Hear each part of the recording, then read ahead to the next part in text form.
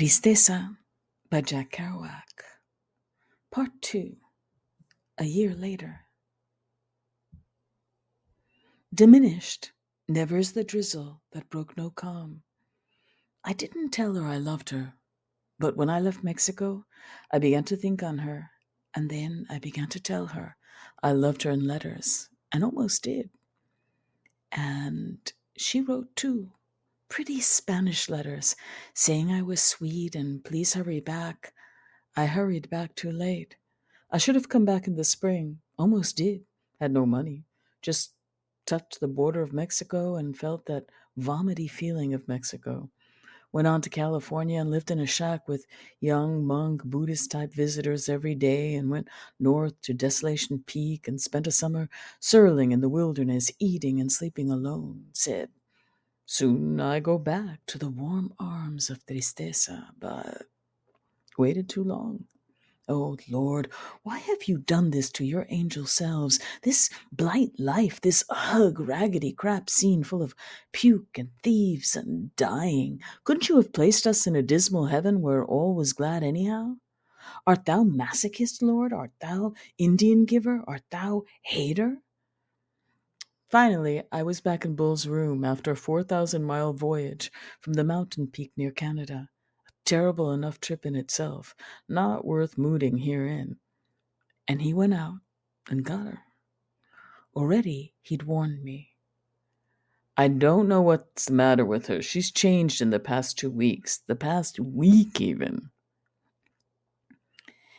Is that because she knew I was coming? I thought darkly. She throws fits and hits me over the head with coffee cups and loses my money and falls in the street. What's the matter with her? Goofballs.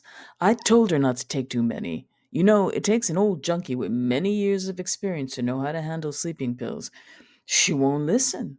She don't know how to use them. 3, 4, sometimes 5, once 12. It's not the same Tristessa. What I want to do is marry her and get my citizenship, see? You think that's a good idea? After all, she's my life. I'm her life. I could see old Bull had fallen in love with a woman not named Morfina. I never touch her. It's just a marriage of convenience, you know what I mean? I can't be getting stuff on the black market myself. I don't know how. I need her, and she needs my money. Bull got $150 a month from a trust fund established by his father before he died. His father had loved him, and I could know why, for Bull is a sweet and tender person, though just a little of the con man. For years in New York, he had supported his junk habit by stealing about $30 every day. 20 years. He'd been in jail a few times when they'd found him with wrong merchandise. In jail, he was always the librarian. He is a great scholar, in many ways, with a marvelous interest in history and anthropology, and of all things, French symbolist poetry. My arme above all. I'm not talking of the other Bull, who is the great writer who wrote Junkie. This is another Bull, older, almost 60. I write poems in his room all last summer when Tristessa was mine. And I wouldn't take her. I had some silly ascetic or celibacious notion that I must not touch a woman. My touch might have saved her. Now, too late. He brings her home, and right away I see something is wrong. She comes tottering in on his arm and gives a weak, thank God for that, smile, and holds out her arm rigidly. I don't know what to do but hold her up. What's the matter with Tristessa? Is she sick? Oh, last month she was paralyzed down one whole leg and her arms were covered with cysts. Oh, she was an awful sick girl last month. What's the matter with her now? Shh, let her sit down. Tristessa is holding me and slowly levels her sweet brown cheek against mine with a rare smile, and I'm playing the befuddled American almost consciously. Look, I'll save her yet. Trouble is, What would I do with her once I'd won her? It's like winning an angel in hell, and you are then entitled to go down with her to where it's worse, or maybe there'll be light. Some down there, maybe it's me's crazy. She's going crazy, says Bull. Those goofballs will do it to everybody, to you, anybody, I don't care who. In fact, Bull himself took too many 2 nights later and proved it. The problem of junkies, narcotic addicts, bless their soul, bless their quiet, thoughtful souls, is to get it. On all sides, they're balked. They are continually unhappy. If the government gave me enough morphine every day, I would be completely happy and would be completely willing to work as a male nurse in a hospital. I even sent the government my ideas on the subject in a letter in 1938 from Lexington, how to solve the narcotic problem by putting junkies to work with their daily doses, cleaning the subways, anything. As long as they get their medicine, they're all right. Just like any other sick people. It's like alcoholics. They need medicine. I can't remember everything that happened except for last night. So fateful, so horrible, so sad and mad. Better to do it that way. Why build up? It all started out with Bull being out of morphine, sick. A little too many goofballs he'd taken, secanols, to make up for the morphine lack, and so he's acting like a baby, sloppy, like senile. Not quite as bad as the night he slept in my bed on the roof because Tristessa had gone mad and was breaking everything in his room and hitting him and falling on the floor right on her head. Goofballs she bought in a drugstore. Bull would give her no more. The anxious landladies are hovering at the door, thinking we're beating her up, but she's beating us up. The things she said to me, what she really thought of me, now came out a year later, a year too late. All I should have done was tell her I loved her. She accused me of being a filthy tea-head. She ordered me out of Bull's room. She tried to hit me with a bottle. She tried to take my tobacco pouch and keep it. I had to struggle with her. Bull and I hid the bread knife under the rug. She just sits there on the floor like an idiot baby, doodling with objects. She accuses me of trying to smoke marijuana out of my tobacco pouch, but it is only Bull Durham tobacco for my Romeones because commercial cigarettes have a chemical in them to keep them firm that damaged my susceptible phlebetic veins and arteries. So Bull is afraid she'll kill him in the night. We can't get her out. Previously, a week ago, he'd called cops and ambulances, and even they wouldn't get her out. Mexico. So he comes to sleep in my new room bed with clean sheets, forgets that he's already taken 2 goofballs and takes 2 more, and thereupon goes blind. Can't find his cigarettes, gropes and knocks everything down, pees in the bed, spills coffee I bring him. I have to sleep on the floor of stone among bedbugs and cockroaches. I revile him all night poutingly. Look what you're doing to my nice clean bed. I can't help it. I gotta find another cap. Is this a cap? He holds up a matchstick and thinks it's a capsule of morphine. Bring me your spoon. He's going to boil it down and shoot it. Lord. In the morning, at great time, he finally leaves and goes down to his room, stumbling with all his things, including a Newsweek he could have never read. I dump his cans of pee in the toilet. It's all pure blue, like the blue of Sir Joshua Reynolds. I think, my God, he's got to be dying. But turns out they were cans of washing bluing. Meanwhile, Tristessa has slept and feels better, and somehow they stumble around and get their shots, and next day she returns tapping in Bull's window, pale and beautiful. No more an Aztec witch, and apologizes sweetly. She'll be back on goofballs in a week, says Bull, but I'm not giving her any more.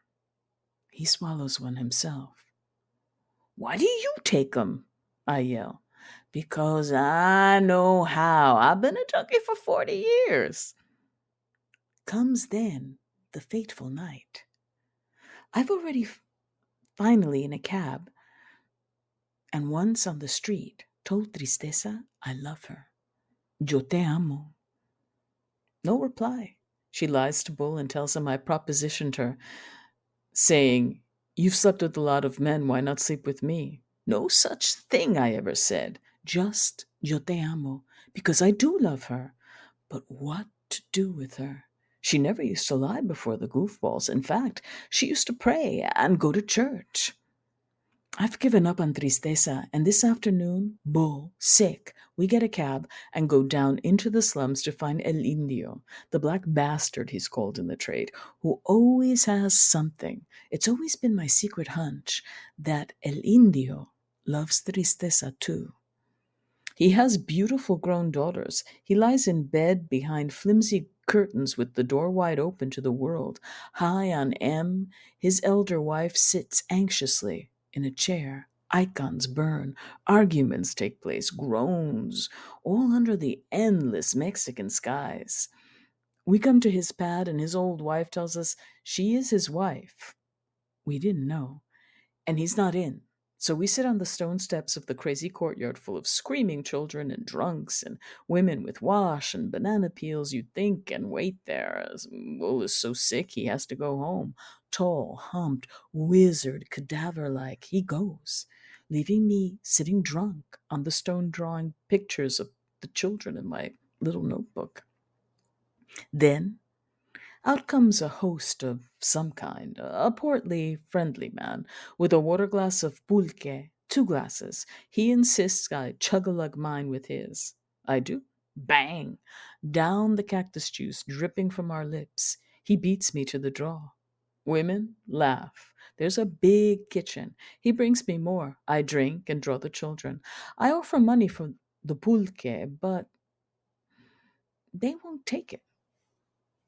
It starts to grow dark in the courtyard. I've already swallowed a fifth of wine on the way down. It's one of my drinking days. I've been bored and sad and lost too. For 3 days I've been painting and drawing with pencil, chalk, and watercolors. My first formal try. And I'm exhausted. I've sketched a little bearded Mexican artist in his roof hut, and he tore the picture out of the big notebook to keep it. We drank tequila in the morning and drew each other. Of me, he drew a kind of tourist sketch showing how young and handsome and American I am. I don't understand. He wants me to buy it. Of him, I draw a terrible, apocalyptic, black bearded face, also his body tinily twisted on the edge of the couch. Oh, heaven and posterity will judge all this art, whatever it is. So I'm drawing one particular little boy who won't stand still. Then I start drawing the Virgin Madonna. More fellows appear, and they invite me into a big room where a big white table is covered with pulque cups, and on the floor open urns of it. Amazing, the faces in there. I think I'll have a good time. And meanwhile, I'll write on El Indio's doorstep, and I'll catch him for Bull when he comes home. And Tristeza will come too. Borracho. We drain big cups of cactus juice, and there's an old singer with guitar, with his young disciple boy with thick, sensitive lips, and a big, fat hostess woman, like out of Rabelais and Rembrandt Middle Ages, who sings. The leader of this huge gang of 15 appears to be Pancho Villa at the table end, red clay face, perfectly round and jocund, but Mexican owlish, with crazy blue eyes, I think, and a wild red checked shirt, and like always ecstatically happy. But beside him, other more sinister lieutenants of some sort. To them I look down table right dead in the eye and toast, and even ask, ¿Qué es la vida? What is life? To prove I'm philosophical and smart. Meanwhile, a man in a blue suit and blue hat appears the most friendly. He beckons me to the toilet for a swaying talk over urine. He locks the door. His eyes are sunken deep in pudgy, battered W.C. Field sockets. Sockets, too clean a word. but a wicked pair of funny eyes, also a hypnotist. I keep staring at him. I keep liking him. I like him so much that when he takes my wallet out and counts my money, I laugh. I fiddle a little bit trying to get it back. He holds off counting. Others are trying to get in the toilet. "This is Mexico," says he. "We stay here if we like." When he hands me back my wallet, I see my money still in it, but I swear on the Bible, on God, on Buddha, on all that was supposed to be holy. In real life, there was no more money in that wallet. Wallet, just a leather fold case for traveler's checks. He leaves me some money because later I give 20 pesos to a big fat guy and tell him to go out and get some marijuana for the whole group. He, too, keeps taking me to the toilet for earnest confabs. Somehow my dark glasses disappear. Finally, Blue Hat, in front of everybody, simply snatches my notebook out of my bull's coat like a joke, pencil and all, and slips it in his own coat and stares at me, wicked and funny. I really can't help laughing, but then I do say, come on, give me back my poems." And I reach into his coat and he twists away, and I reach again and he won't. I turn to the most distinguished looking man there, in fact, the only one who is sitting next to me. "Will you undertake the responsibility of getting my poems back?" He says he will, without understanding what I'm saying, but I drunkenly assume he will. Meanwhile, in a blind dazzle of ecstasy, I throw 50 pesos on the floor to prove something. Later, I throw 2 pesos on the floor, saying, "It's for the music." They end up feeding that to the two musicians, but I'm too proud after reconsideration to start looking around for my 50 pesos too. But you will see that this is just a case of wanting to be robbed, a strange kind of exultation and drunken power. "I don't care about money. I am king of the world. I will lead your little revolutions myself." This I begin to work on by making friends with Pancho Villa. And brother, there's a lot of knocking of cups and arm around chug-a-lugs down and song, and by this time I'm too stupid to check my wallet, but every cent is gone. I take great pride, meanwhile, in showing how I appreciate the music. I even drum on the table. Finally, I go out with Fat Boy to talk in the toilet, and as we're coming out, there's a strange woman up the steps.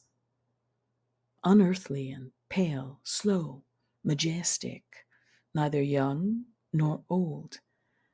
I can't help staring at her, and even when I realize it's Tristessa, I keep staring and wondering at this strange woman, and it seems that she has come to save me, but she's only come for a shot from El Indio, who, by the way, had by now, on his own accord, gone to Bull's 2 miles away.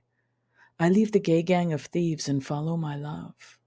She is wearing a long, dirty dress and a shawl, and her face is pale, little rings under the eyes, that thin, patrician, slowly hawked nose, those luscious lips, those sad eyes, and the music of her voice, the complaint of her song when she talks in Spanish to others.